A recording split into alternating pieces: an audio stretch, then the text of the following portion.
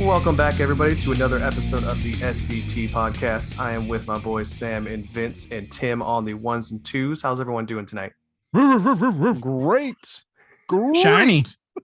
So Sam is clearly a mountain man. He is illiterate and has gone through tons of inbreeding because he doesn't know how to speak anymore. Hey, now. We'll let you get into it, here shortly here. But what a fun week in football. We are now at the cusp of our fantasy league here, and my booty hole is tight, to say the least. That's right. Oh my God. Vince here. So Yeah, all three of us are in the semifinals, for those of you who care. My brother was the only other person that made the semifinals. Sam dispatched of him fairly easily, and now it's just me and Tyler. We're down to the last the last game here on Monday night. So I'm also with a tight booty hole, hoping for good things as I'm coming from behind. So this is Sam's redemption year. He Yes. his team gave up on him last year, and this year he came back with a vengeance. So yeah, I mean, last year I was the one that ended up having to buy the movie tickets. This year, the loser between me and you is gonna have to do it because the winner's gonna face Sam in the title. So it's True. tight. It's getting real tight, buddy.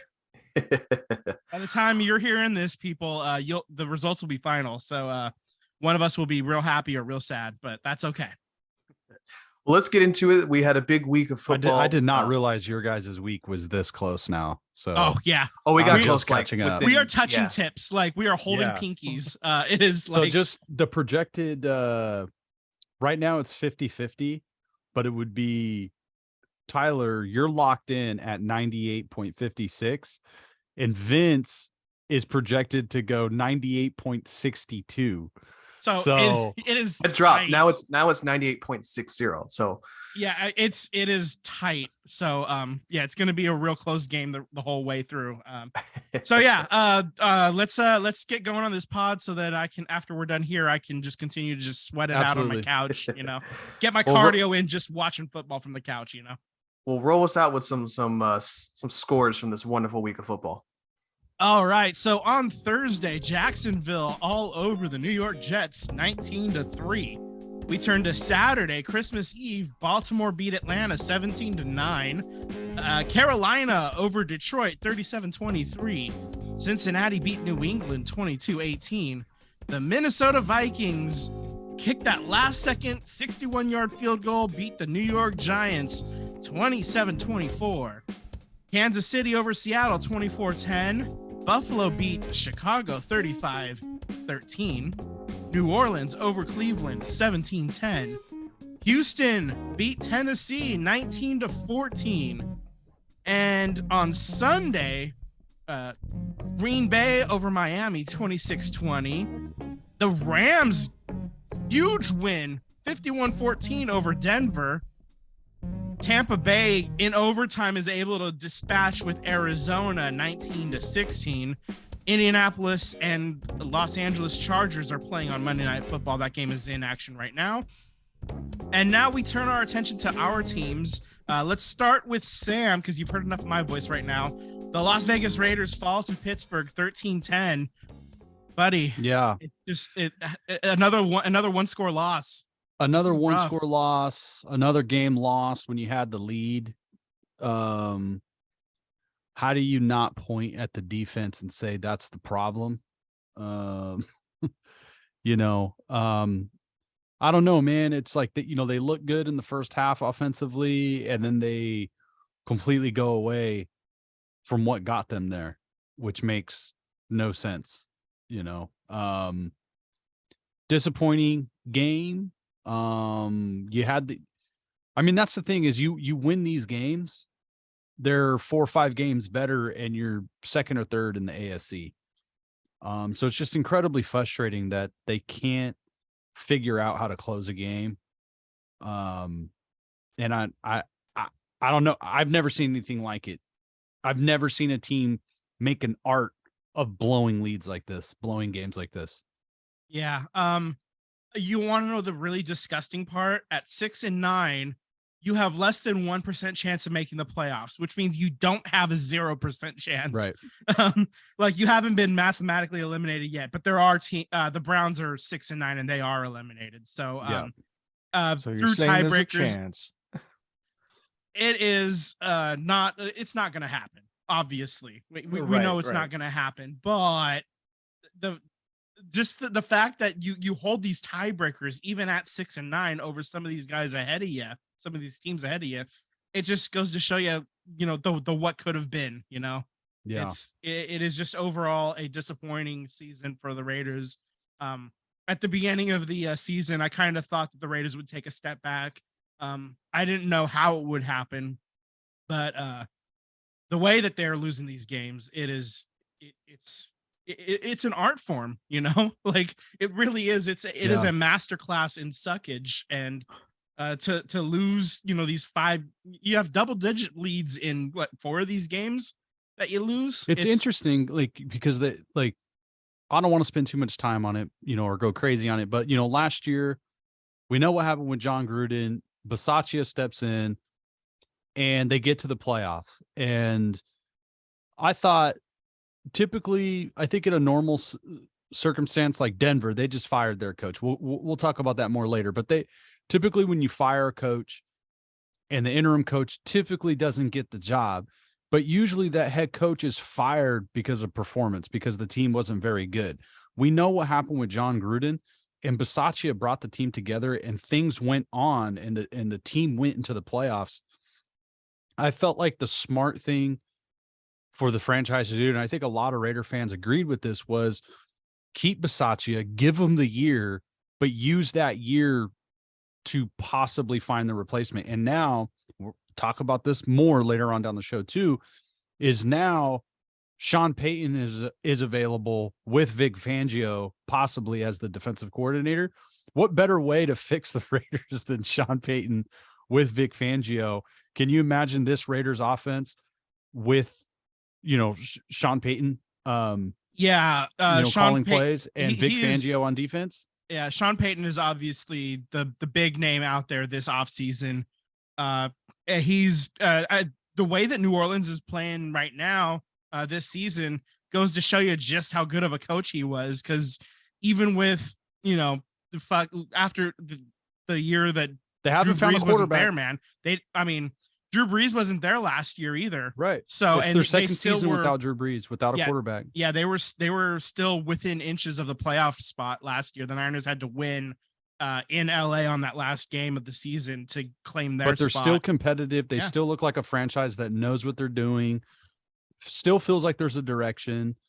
That would have been the coach that, if you're going to give a 10-year contract to, who none of these coaches are guaranteed to live out a 10-year contract, but that's probably the duo you might want to lock in with, because even if they only go 5 years, they're going to leave a solid foundation. And again, the Raiders just look like they can't make any decisions or correct decisions. Like nothing breaks their way.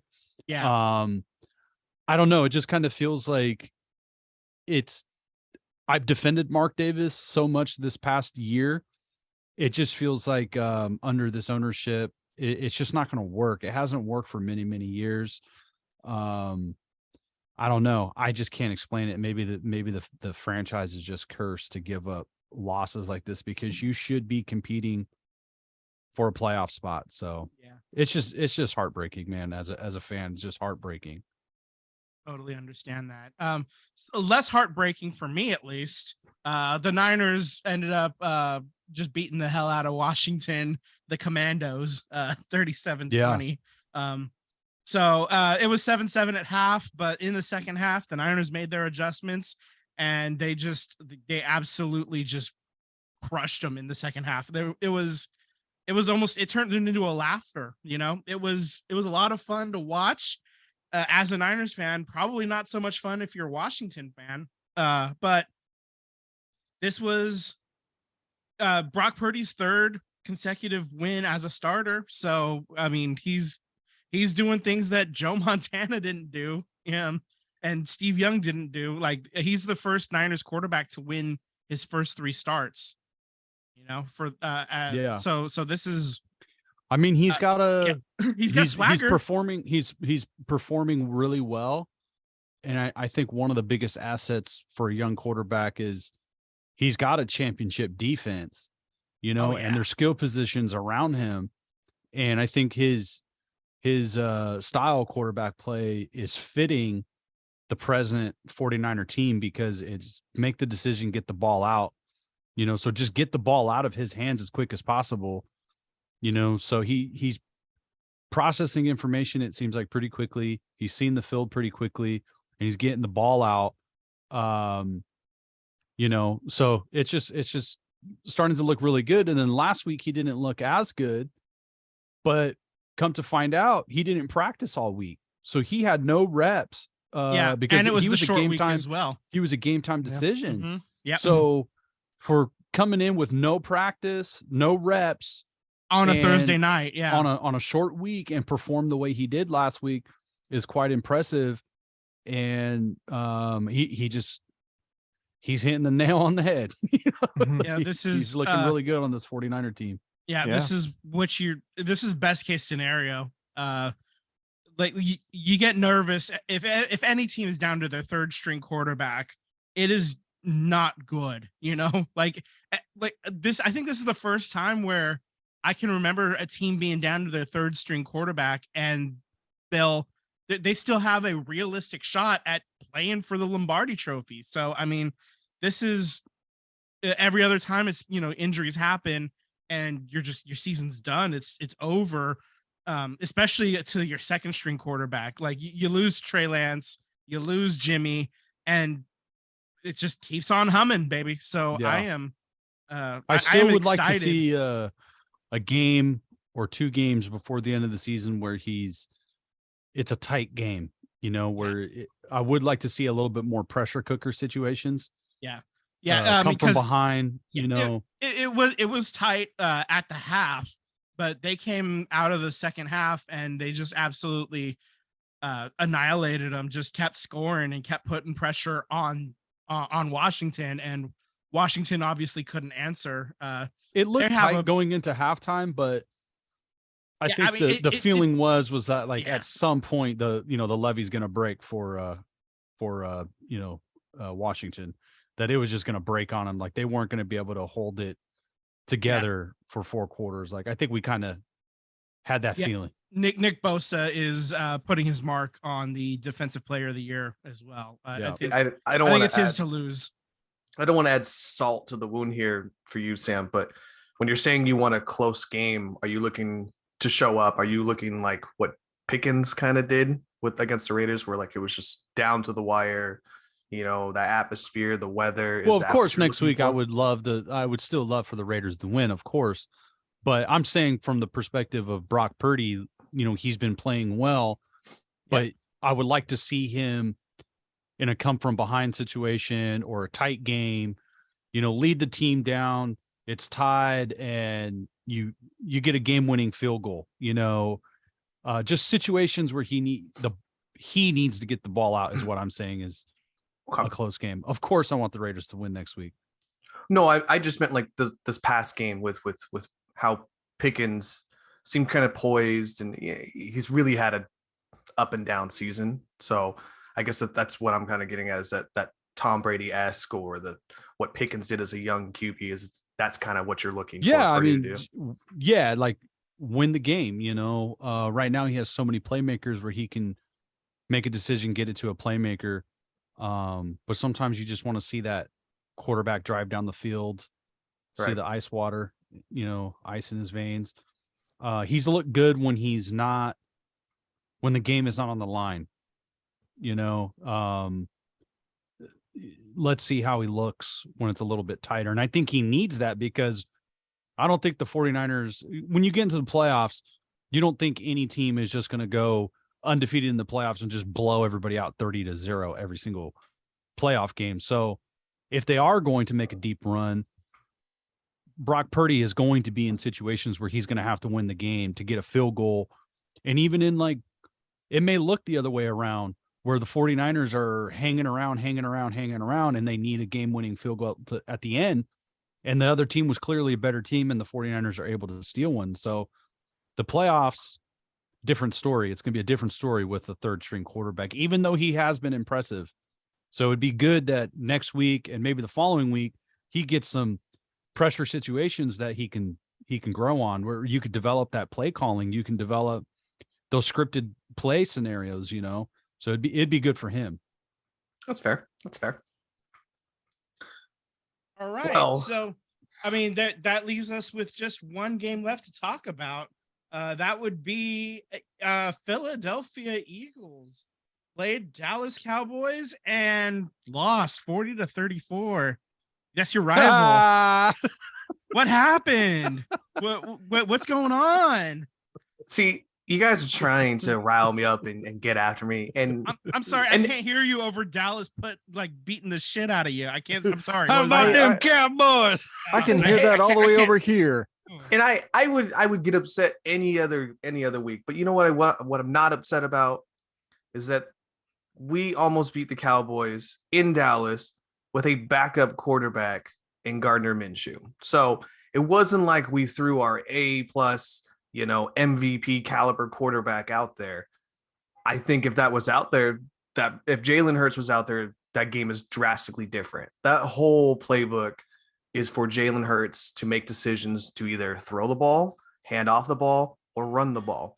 You don't get that with Gardner Minshew. You get the same playbook, but it's Gardner Minshew who's not running with the ball. So you basically have eliminated a whole other scheme that the defense has to worry about. And Chandler Parsons was getting after for Dallas. I will admit, he is top tier. He literally plays a free safety linebacker, if that makes any sense. He lines up on the edge, in the middle, takes over the center, right guard, left guard, doesn't matter. Amazing defensive player. I will give him that shout out there, but the Cowboys barely beat a team that didn't have its best players out there. And in fact, Maddox came out, got hurt. Lane Johnson got hurt. So everyone's going through injuries. I'm not upset about it. It's fine. I personally think that there's a lot to take away from this. Defensively, we had our struggles, yes. But I will say the run defense, which has been an Achilles heel for us all season, they showed up. Ezekiel Elliott didn't pop off for that big run, that big touchdown. It didn't happen. I will say that they probably could have done a lot better at trying to rile in CeeDee Lamb here, because he went off against us. I think he went like 2 touchdowns, 40 yards or something crazy like that. But it's okay. I'll take this as, you know what? It's fine. We lost to a team in their own home, and we barely lost to them. I'll see you in the playoffs, Dallas, and guarantee you when Jalen Hurts is there, it's not a contest. It's over. I'll be cocky for them. It's over. All right. So let's just look at the playoff picture real quick. So the Eagles do still have the 1 seed at 13-2. They have not clinched the division yet. If the Eagles were to lose out and the Cowboys win out, the Cowboys would be your NFC East champions. I don't expect that to happen. Obviously, Tyler, you don't expect that to happen. What did happen though is with the Vikings win and the Niners win, the race for the number 1 seed did get a lot tighter. The Vikings, are 1 game back. The Niners are 2. So if the Eagles do lose out, but the Cowboys still, lose a game at some point, the Eagles would still be the NFC East champions, but the Niners or the Vikings would be the 1 seed. And I think the Niners actually have the tiebreaker. I don't know if that's true, because the Vikings and the Eagles played earlier this year in week 2 and we beat the Vikings. So if we tied with the Vikings, let's see. If we tied with the Vikings, the Eagles would still have the number 1 seed. Oh yeah. No, the Niners have I was saying that the Niners have the tiebreaker. Based on the rest of the however it settles out. Yeah, I don't know how it works since we I think it's conference. Each other. I think it's conference record. Okay. So the Niners loss to Denver actually helps them in that department because their loss was AFC versus an NFC team. So have you guys lost 2 games to NFC teams? I don't remember who the other losses because were. our only 2 losses. It was so long ago. Those losses were so long ago. I don't even remember them, man. See, the cool thing about being an Eagles I can't even remember. I only had to remember two of them, and it was Washington and Dallas. So, that's nice. Yeah. Sounds like your heart was broken twice. Yeah. You only remember the ones that break your heart. Yeah. I only had to remember two. We only lost two. So Buccaneers. I lost so still many. holding the 4 seed. I don't even remember any of them. They're all the same. Yeah. The Whatever. lifestyle of losing. Yeah. The Buccaneers are still the 4 seed, and they'll probably end up winning the NFC South, but they haven't clinched that yet. Cowboys and Commanders are your 6 and 7 seeds. Teams that are still in it in the NFC, you still have the Seahawks and the Lions and the Packers are all 7 and 8. Panthers and the Saints are 6 and 9. They're still not mathematically eliminated. Can we also either. talk about how the NFC East are literally all aligned to go into the playoffs? Oh yeah. Yeah. A whole division. The entire division. We thought that was going to be a possibility for the NFC West, but the Arizona Cardinals and the Rams did not hold up their end of the bargain. So it might be the NFC East. That's kind of wild, man. I hope the Lions can get in there and make a little bit of noise. That'd be a lot of fun, a fun story, from biting kneecaps definitely. to biting into playoff hot dogs. I don't know. Just making shit up. A playoff hot dog. There we go. Yeah, Seattle is 7 and 8, and they do have this here says 17.5% chance to make it. The Lions actually have a 1 in 3 shot to make it. They're 33%. So that's like a realistic chance. It's not out of the realm of possibility, I guess. Like it is a fair thing to say that they could be in the playoffs. And that's insane to me because the Lions are, perennial, downtrodden, terrible team. So. I like the Lions head coach. I know they lost this week, but their head coach it's just a good coach to root behind, man. Yeah, absolutely. They've been a lot of fun. Yeah, they love him in Detroit, so they play hard for him, and that's one of the things you'd love to see out of a like if you're an owner and you see that these players really love playing for this coach. 7 and 8, they may be under 500, but they're playing hard for him every week, and they've really turned it around the last few weeks because they were a lot worse. There's just something to be said about like what you just said, Vince, like playing for your coach. When you look at the Raiders versus the Raiders last year with Bisaccia, they were playing for that coach because they knew that they knew that this was going to be broken apart, and they all loved Bisaccia, so they wanted to come around him, and he did a good job. But you look at the New York Jets, Robert Saleh, they love playing for him, and they know that if they had a quarterback, they'd be 3-4 games better. Yeah. And right there in it. As it stands right now, they're tied with the Patriots at 7 and 8, along with the Titans and the Steelers. They're all 7 and 8, and they all, have a shot at the playoffs here. They're all in the hunt. They're not in the playoffs as of right now. Oddly enough, Jacksonville Jaguars. They're really fun. I watch them. I watch their game. That's your 4 seed right now because the Titans have fallen on hard times. They've lost like 5 in a row. So the Jaguars, that's another fun team. I just, I'm really excited to see the chaos that would ensue. This is Lawrence looks like the number 1 pick that he was. Yeah. Turns out Urban Meyer was the problem. That's what happens when your head coach is, literally kicking you. It's Urban high. He's the problem. It's him. Yeah.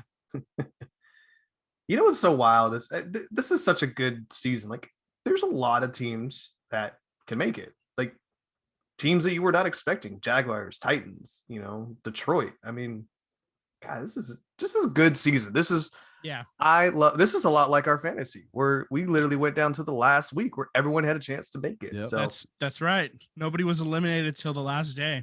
A team that has been eliminated though is Denver, and they eliminated their head coach Nathaniel Hackett. He got the hatchet and he is gone. You're saying he couldn't hack it? He couldn't hack it. He couldn't hack it. He got the hatchet. He gone. All right.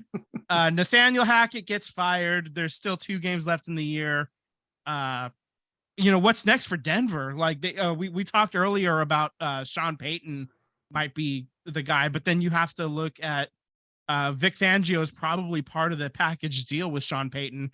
And would they bring Vic Fangio back as a defensive coordinator? This is a new ownership group. There's not a lot of players left over from his time. So you guys maybe shake your head, say no. I'm saying, hold on, maybe not. Maybe I think the Broncos would be open to it. I don't know if Vic Fangio would be open to it. Well, I mean, Look, I'm just I will say this. Different, I'll different. say this. No, people, I hear you. I hear you. I just think Vic Fangio wouldn't want to come back. The Broncos ownership is the richest ownership of all of NFL. So if they can make the money work for Vic Fangio, then I would think maybe Vic Fangio. I think it's going to come down to how much are you willing to pay me to come back here in this place that I was slaughtered in. He's already got the jacket, right? He's already got the snow jacket and the beanie. So, it actually saves them a little bit of money too. They could, add that to his paycheck instead of, saving it for, team equipment. I don't know, man. I think he's going to Arizona. So how about that? I actually think that's actually where I think that's happening too. I think Cliff Kingsbury is done after this year. They're in Arizona. They're not going to fire him during the season, I suspect, unless they fire him with one game left, and then they only have to worry about an interim coach for 1 week instead of 2. But can you imagine like Arizona getting Sean Payton and Vic Fangio to run the defense, and then you go into the season with Kyler Murray, and then the two backups that Sean Payton could bring in. So in case he goes down, he's gonna have somebody ready to run that offense, like somebody that fits his offense. He's gonna go out and get somebody. I am curious though, because to me, Kyler Murray and Russell Wilson, they kind of, to me, have a lot of similarities outside of just, being probably closer in height. I just think that I want to make sure I word this correctly here. I just think that Russell Wilson has a disconnect with the team. And I think there's a big problem of his past of not being the guy that, the team looks up to as the captain of the team, which most teams quarterbacks are, right? Well, you're back with Denver.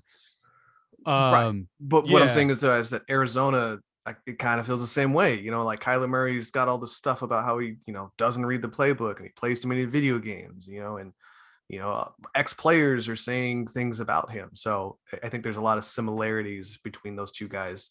Differences, of course, of playing, pedigree comes with Russell Wilson in Seattle, but I think you would have an easier time trading Kyler Murray than you would Russell Wilson, honestly. Yeah, I mean, that contract is immovable at this point. Yeah. That's a lot of dead cap. You're not, what are you going to give up? Like, you think some team's going to give up like 2-3 first-round draft picks for that? No, I think you're going to have to take an L, and you might be able to get a couple of seconds, like a second. Like if you're Denver, even if you get, let's say you get one number one, let's say you're still that cap penalty. Yeah, that dead. You're not going to be able to go out and get another quarterback next year. Mm-hmm. So you're better. The next coach is probably going to have to make it work with that quarterback. Oh yeah. Where Arizona, I think you could trade Kyler Murray and get either a decent draft pick back, or you could get a few guys that can fit what you need to do. Maybe you don't get the quarterback you want right away, but you get a one. I think Kyler Murray's still like a 1 and some more. I think you're definitely getting a 1 and more for Kyler Murray. You're not getting a 1 and more for Russell Wilson. So I would agree that you're not. I would agree you're not getting a 1 plus extras for Russell Wilson. I'm not entirely sure that that's the case as well, though, for Kyler Murray. I think maybe it's a 2 now at this point for him, and then like a couple other pieces, like a 2 and a 4 and a 5 or something like that. I'm not sold that it's going to be a 1 coming back for you anymore because of all of this drama that we hear coming out about the video games and whatnot. So I don't know, I hear you on that, but I always think when there's a young quarterback like this, I could coach him. I'm going to be the one that can reach him. Yeah. Zach Wilson is going to get a job somewhere else after this, because some coach is going to say, I can work with that. I'm smarter than anybody else. I can do the magic thing that makes him suddenly really, really good. I just look at, if I'm Sean Payton, Arizona, I think could be the fastest ticket to build a fucking contender. Like in a next season, like in one season, you could take this roster with Kyler Murray. And, if you're Sean Payton, what if you could be the coach to unlock it? Yeah. Or I mean, coach him up to a better season and then trade him. A couple years ago, they had 10 wins. So they're not far out, Right. They are. We see what Miami is doing right now with Tua, and Kyler Murray has done it. So I don't know, man. That can be a very dangerous offense with Sean Payton, Kyler Murray, the weapons they have, and then you bring in a defensive coordinator. It's not like Arizona has talent defensively too, so that could be a beast. Well, so you're thinking Arizona, Vince. You're probably leaning that way too, but not sold that Denver's out of the picture. I mean, he could. I think if he does go somewhere, Arizona is probably the front runner in my mind. Although they still have to fire Cliff Kingsbury first, and maybe they're dumb enough to keep him. I got a wild card for you that I think should be in play too.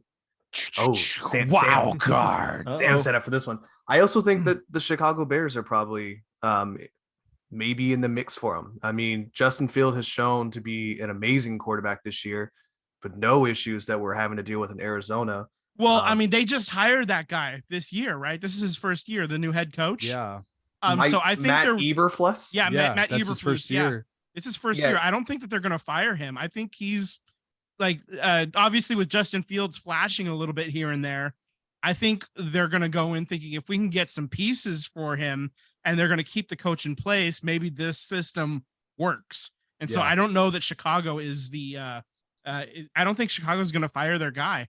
I also thought that Chicago hired Matt Eberflus as a stopgap, and I also think that if Sean Payton shows interest, I think Chicago has to at least entertain the thought of bringing him in and would this work? Is this going to work? I mean, well, this no was job Hackett's is safe. First year, right? Yeah, I was going to say, look at Denver. I mean, no job is safe. Yeah, but that was a complete train wreck. I think Denver, they thought that was going to be a contender and they just ran that into the ground. Well, they also traded away like their defense. It didn't make what they did this year didn't make any sense. But quick notes here. I want to touch base on to it. I just saw on TV here what at least they thought was the concussion, but Tua is in concussion protocol again. Mike McDaniel's just found out today. Didn't know where it came from, but it looked like when Tua shovel passed, he got taken down by his feet and his head slammed into the turf. So I have some stats for you. Okay. So before that play, Tua was 9 for 12 for 229 yards. He was averaging 19 yards per attempt, and he had a touchdown and no interceptions. After that play, he was 7 for 13 for 81 yards. He was 6.2 yards per attempt, 0 touchdowns, 3 interceptions. So he was playing incredibly well right up until he got his head bapped on the grass again. And so here we are again. This is Tua again. This is the second time he's been playing after having, what looks like a really bad concussion. Third time, excuse me. This is, what is it about Tua that is letting, he's getting concussed, but they keep letting him play. I don't know what the hell is going on in Miami. I don't know. Well, isn't there they say once you get a concussion, you get a second one, they become more and more. They're more frequent. They're a lot more frequent. Yeah. Two things to that. I want to say that he didn't exhibit any signs of having concussion. So I'm not going to blame the NFL for not catching it, where I think it was Nelson Aguilar, whoever it was, caught his teammate wobbling and couldn't even stand up. None of those signs exhibited with Tua. So but the independent spotter should have seen, hey, he just got hit. He just took a hit to the head. He's Tua, who we had a problem with this earlier. We should at least take him to the blue tent and just do a quick check just to make sure, have him out for the rest of that series and then move on, but even if he wasn't displaying signs, they really should be, especially Tua, because he's had these severe concussions, they should be like extra strict. I don't know if we talked about checking this him. last week when Nelson Aguilar noticed his teammate was having. Did you see this? No, I didn't. I believe it was Nelson Aguilar noticed his teammate was acting silly when he was standing up, and he lined up, and then Nelson Aguilar Judy Myers, called for a timeout. Jacoby Myers. Jacoby Myers. Jacoby Myers had the concussion, or yeah. So Jacoby Myers had the concussion, and then Nelson Aguilar realized he was like wobbly, and then Nelson Aguilar called the timeout and got him off the field. But he was pissed because he said that they should have spotted that he wasn't even able to stand up straight. He looked like a baby giraffe out there. And so that's where I'm like, okay, immediately that should have been called. Tua thing, I get where you're coming from. He's had a history, but he didn't show any signs. So it's really hard to say you got to pull him out because he had a concussion. You know what I mean? Especially when there's no signs. There's nothing there. So I'm not going to blame the NFL. That's a really hard judgment call. But you are right. He had a history. Maybe they should have taken a look, but we're here now. So my second point to that was that, is he the next job at best? Is concussions going to derail his whole entire career before it even gets off the ground? I mean, that's a question that we can only tell from the future, but he certainly, this could be a thing. And I mean, we have to see what happens this offseason. Obviously, he's not going to be taking any hits in the offseason for sure. Like, I mean, we got to see how his brain recovers with several months of no football contact or anything like that. Cause this is the kind of thing that ended several quarterbacks' careers. Steve Young, Troy Aikman, those are Hall of Famers who had their careers cut short because of concussions, you know, and this is not something to be trifled with. I mean, there are linebackers who like have died and unalived themselves because of concussions and because of CTE. And this is something that I wish that we could take seriously. So okay, we gotta move on. Well, we gotta move on. Let's jump into this. We're in medicals. Let's just jump into medicals again. Carlos Correa amazingly was picked up by the Giants on what, a 350. Okay. Yeah. Then he had what was a cause of concern on a medical report from his knee surgery back in 2013 or 2014 that caused the Giants to be like, I think longevity, this isn't going to work out. So off he walked to be a free agent again, and the Mets came in quicker than a bullet, and they came in and they took him off and signed him for 12 years, $315 million. And now they have a cause and concern of his medical report from his knee. So I saw a funny picture, and it was Moneyball, and it was Jonah Hill talking to Brad Pitt, and he was like, "Hey Brad, see this guy right here?" Well, it was Billy. It was, "Hey Billy, see this guy right here? Every team is afraid to get him. We might be able to get him for $365,000." Not likely, and I would be livid if they did. Just for the record, that's a guy that we've booed consistently since 2019, 2020, really. When even when we couldn't be in the stands, we were booing him from our TVs. So I would not love to see him, if I'm being honest, but that's a funny joke nonetheless. That being said, this whole, the medical thing, I think it's the double-digit years that's really scaring these teams off. I think they say, yeah, sure, 12 years, 13 years, whatever. But then they look at then they like have buyer's remorse, and then they were able to find something in the medical that they didn't really love. So then they were able to walk away from the deal. And so that's what happened with the Giants. And that might be what's happening now with the Mets. So they may be trying to renegotiate the deal a little bit. Scott Boras is not really one to renegotiate once he's got his bag. So I think that maybe Carlos Correa ends up going somewhere else entirely. I don't know. Maybe a 12-year or 13-year deal is just not going to happen for him. Maybe it's going to be something more like 8 years. I think even if they were at the same money per year, if they did 8 years, I think that maybe they wouldn't have, struck down the deal. I think in both cases. So we'll see what happens. But I think they're being scared off by the double-digit years. I mean, they don't want to have to pay somebody who isn't going to be able to play a single game for them for the last like 3 years of these contracts. Do you think this changes the look on the Giants? Because the Giants franchise got a lot of flack for it. They were catching heaters. They were catching heaters. I don't know. I mean, I think it might actually a little bit. It might take a little bit of heat off of the Giants. I don't know if it'll do it locally, but on the Nationals perspective, like nationwide, maybe that takes a little bit of steam off of like other people criticizing the Giants. But it definitely doesn't take them out of it. I mean, they have to make a splash next year, and if they don't, we keep saying that every year. What are they doing? But they have the money to do it. They have the money to do it. They don't they keep coming in second place for all of these free agents every time, and I almost think it's on purpose. They find out what the deal is. The one time they get the splash, they back out of the deal.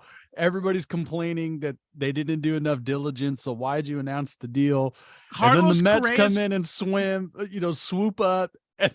His family was in the city. They were here. They were ready all for in this SF. press conference. He was in an orange. He was in a suit. He was in a orange suit. Yeah, he was ready to roll to be announced, and then like 3 hours before, all of a sudden they're like, oh, hey, whoa, hey, whoa, hey, whoa. I think that's where the Giants are catching the heaters is so late in the game. Why didn't you know about this 2-3 days a week before the press conference? Like, why did you schedule the press conference and this isn't all ironed out, ironclad? Yeah, you got me on that one. I think where the Giants look bad is, and then apparently Scott Boras is saying, it got to a point where he was ghosted. He was like, the Giants ghosted me. I don't think that's true. That's totally a Scott Boras type of move. Scott Boras is, I don't know. The media is kind of substantiating that. They just signed Michael Conforto the next day, and he's also a Scott Boras client. Right. So I don't know that that's true that he was ghosted. I'm on team Scott Boras is making it up a little bit. I don't know. Well, just to clean up some MLB signings here, the Giants did end up picking up a player. It cost them significantly less. They picked up Taylor Rogers, who is the twin brother of Tyler Rogers, on a 3-year, $33 million. That's cool. That's gonna be fun. I think that should be interesting if they go with a starting pitch, closing pitch. That'd be fun. You got to be real deliberate with when you're saying who gets warmed up in the pen. On those days when he's not starting, Sure, you can't say Rogers. Yeah. Reds DFA'd Mike Moustakas, which that's interesting. He's probably gonna go to the Mets. They all go to the Mets. Next is Kurt Casale to Cincinnati on a 1-year, $3.25 million. Will Myers to Cincinnati as well, $1.75 million. What is Cincinnati doing? What are they doing? They're trying to make a show of spending money, they're doing their fans got pissed off just like A's fans got pissed off. They're just at least trying to put the veneer of trying to go for it at least a little bit. I think these deals aren't going to actually get the job done, but they're at least trying to sell some tickets, I guess, because that stadium was ghost town as well. It's not just Oakland, like we talked about. Cincinnati, Pittsburgh, a lot of these cities, there were seats for miles to be seen. I mean, yeah. Well, good on them. Cincinnati's still gonna be in last place. Mets trade for James McCann. Sorry, to Baltimore. They traded him to Baltimore. They didn't trade for him. Yeah. Sorry, I should preface that. They traded him to Baltimore, which that was kind of interesting. I didn't really see that coming. I guess maybe they had to clear up some cap space. I guess I don't know. That was an interesting one for me. I'm gonna save this one for last because I know Sam's got he's biting his tongue on this one. Brandon Drury to the Angels on a 2-year, $17 million. And then Toronto acquired the outfielder slash catcher Dalton Varsho from Arizona for outfielders Lourdes Gurriel and top catching prospect Gabriel Moreno. So Dalton Varsho was he was just one of those guys that I think that a lot of people didn't really pay attention to. Small, I don't, is Arizona a small market? I guess it's a small market. It's a team, I mean, they're big. right? I think they do okay, but I mean, that's a football town and a basketball town first, before it's a baseball town for sure. But yeah, Dalton Varsho was a good pickup, I think, for Toronto. Getting rid of Yuri Gurriel, who was kind of injury prone up there. I think that was a good pickup for them, in my opinion. And then the greatest pickup of all time, Drew Rosinski to Oakland on a 1-year, $3 million contract. Can you believe it? They spent more than a veteran minimum of $600,000. He spent the last 4 years in Korea, so welcome home. Good on you, Drew. Welcome back home, and good luck. Woo. Also, Yippee-ki-yay. the A's also picked up Trevor May, and for those of you who don't know, Trevor May is like top 15-20% in Twitchers or Twitch streamers, so that's cool. Trevor Bauer's been reinstated, which we're pretty long-winded into this, so we're gonna have to keep it short here, boys. But we may even have to save this one for next week, to be honest with you. But Trevor Bauer being reinstated and his suspension reduced to 194 games. So it's basically time served at this point. Yeah, and it's time served. Yeah, he hasn't even served any time yet. So yeah, I have a lot to say on that. I'm gonna bite my tongue. I'm gonna put a pin in that for next week. I think you guys will be okay with that. Yeah. We need to gather our thoughts on that. There's a lot to rage about, and we just don't have the time. Is this Aaron Judge? Is this the right one, or is this the other one? No, this is Aaron Judge is the new Yankees captain. Not the Giants one. No. What was his name? No. Adam. Arson Judge. Arson Judge. Right. Arson Judge was who the Giants signed. Aaron Judge is going to be the new Yankees captain. It's 16th in Yankees history and the first since Derek Jeter. So Derek Jeter. That's right. The Jeets. So is that like a thing that the Yankees don't give out the captain unless you really earned it? It was like Don Mattingly was the guy before Jeter, and Jeter they waited probably like 6 or 7 years before pinning the C on his chest. So I mean, so so who was last year's captain? There was no captain. There wasn't. They don't name captains unless they feel the need to honor somebody who is going to be playing with them for the next 9 years, and is earned a lot of accolades and whatnot. Was that the selling point as to why he came back to the Yankees? Or like, I think if you come back here, we'll put a C on your chest. That might be, yeah. Well, you know what? I was listening to the radio and they had somebody talking. They had somebody made a comment. I forget who it was, but they made a comment and they go, "Well, what if the Giants offered, $500 million, right?" And then this person goes, "Man, you can make that up in New York in a minute." I mean, it's just like, the being the captain in New York it's just worth more in the long run. The autographs, the long-term money, like being the captain of the Yankees, like that in itself just boost his career into a whole other stratosphere.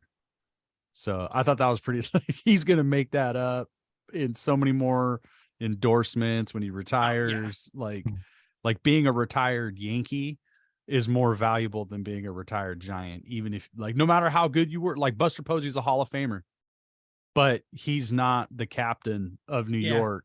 Hall of Famer. Buster Posey is selling Toyotas, and that's it. I was just going to say that, damn it. I was trying to think of a joke for that. Aaron Judge is going to be selling everything for the next 40 years of his life, assuming he doesn't do something to negate all of that, like, as long as he doesn't fuck it up, he's made now. He's a made man. Like, that's it.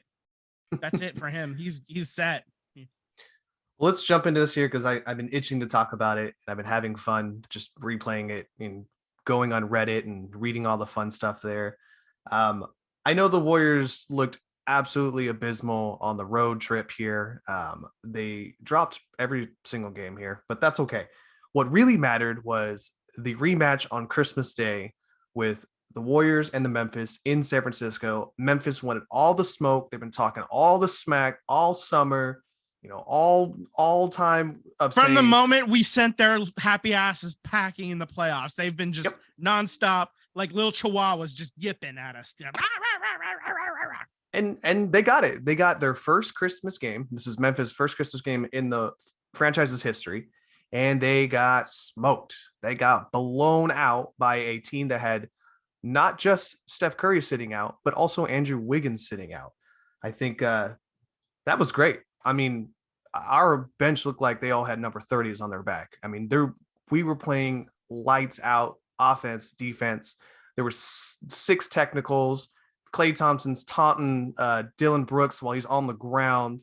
Draymond Green sticking his tongue out at Dylan Brooks. If you haven't noticed, Dylan Brooks is public enemy number 1 after he damn near broke GP2's arm off. So I don't know. What are you guys' thoughts? I enjoyed every bit of that game. Well, I definitely loved when Klay was on top of Dylan Brooks, like talking crap and got that technical. That was pretty cool. It was definitely a good win. They much needed win. How are you going to stabilize the ship, while a superstar, megastar Steph Curry is out, the system is out. So hopefully they can steady the ship, get, stay 500, maybe even claw back and get to 500. So when he comes back, it's like a whole new season. Stay healthy. Try to be positive. We talked about this the other day, Tyler. I'm a little down on Wiseman. I'm just like, our roles have switched. You're down on him and I'm up on him now. Well, pause. No homo. Cut that. No, it's just he doesn't look good in rebounding, setting screens, like the stuff that like he looked pretty good at as a rookie. He doesn't even look good at that now. I will say this Christmas Day game was great. He didn't score a single point, but he got rebounds, he set screens, he boxed out. My biggest argument that I was telling you the other day was that you can't be that big and get boxed out. You can't. Yeah, he's getting pushed. Like he doesn't box out. He doesn't box opponents out. Exactly. But he looked good. He looked good last night. Like he doesn't get any type of rebound. It's He also crazy to me. He also got a foul from Jaren Jackson Jr. last night, and then Klay Thompson took the free throws, so that was cool too. Refs totally blew that, but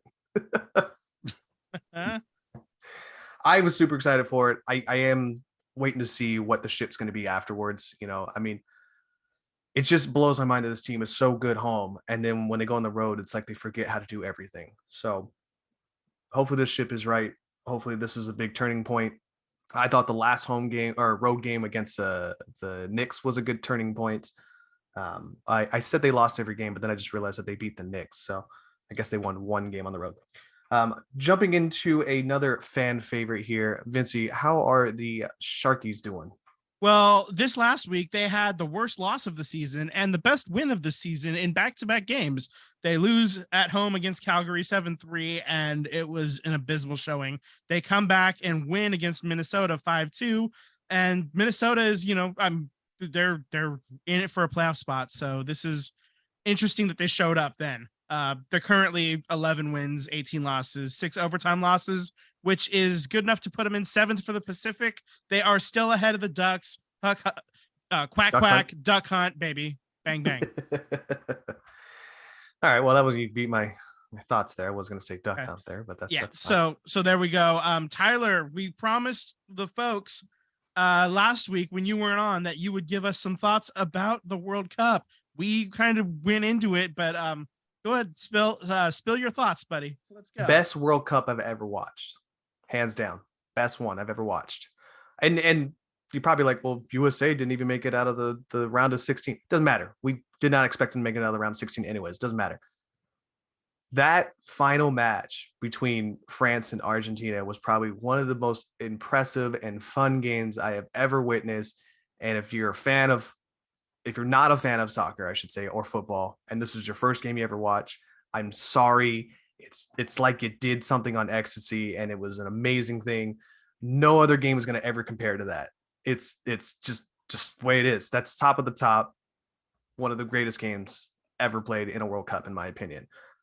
I can't wait to run it back. I mean, we got Mexico, Canada, and USA. So, Texas is already, Jerry Jones is already throwing $60 million in refurbishments for his stadium to get ready for the World Cup. I think Santa Clara is going to do some refurbishments as well. So really excited to see all of them. They're going to, every stadium that's hosting a World Cup game is going to get a little bit of nip and tuck happening. And most of these stadiums are already in pretty good shape as it is. So this is all just going to be, a hat on a hat, almost like we're going to get top of the line stuff as opposed to really good stuff. I think I don't know what the improvements will be. I have to imagine the fields will be like top quality at that point. And I mean, even like screens and stuff like that, maybe they'll add some money to that. I don't think Jerry Jones needs any more money on screens. No, Jerry Jones doesn't. But like other station. places, other stadiums would, I think. Maybe Arrowhead gets a little upgrade there or something like that. Is the money coming in? Is that the Dark Lord FIFA's fuck you money, or is this like their actual money that they're spending? Yeah, I don't know. I have to wait for the documentary in 4 years or 3.5 years. You know what the best part about coming from? You know what the best part about our World Cup? The next 4 years is that 1,000 slaves didn't die trying to build it. Oh my god. 5,000, but yeah, it's maybe in Canada a couple religious people were buried underneath a church to build things. Yeah. I mean, I'm sure there's definitely some bad stuff that happened to get some of these stadiums built anyway, but at least the infrastructure already exists at this point. Like, I mean, the deals are done, the stadiums are out. Did you guys hear what Qatar is planning for the stadiums? No, what? It's actually pretty interesting. One of the stadiums is already, so they were kind of aware that there's been other countries that host World Cup, the Olympics, and once those big events leave, they just become big white elephants on government books,